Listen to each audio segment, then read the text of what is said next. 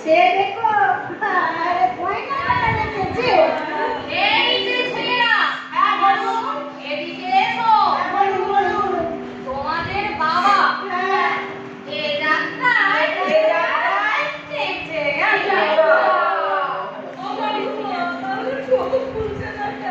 এই কিছু চিন্তা করবেন না বউ। এই একটা ইনজেকশন দিলেই এই এই বলো ওটা বলছি যাবে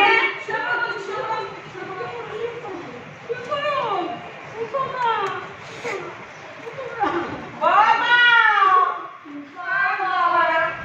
তোমরা এতক্ষণ যে আলোচনা করেছো সবই আমার কানে গেছে তোমরা শুনছ না সত্য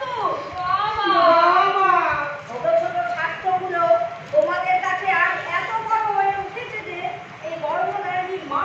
সেও তোমাদের কাছে আজ বোঝা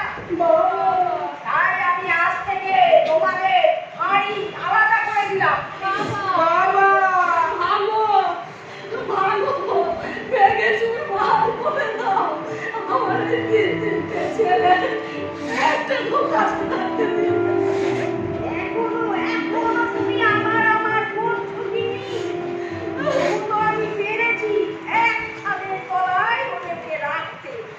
সকাল সন্ধ্যে ওদের শত্রুর মুখ তুমি দেখতে পাবে বুঝেছো ওগো তুমি চুপ করো বাবা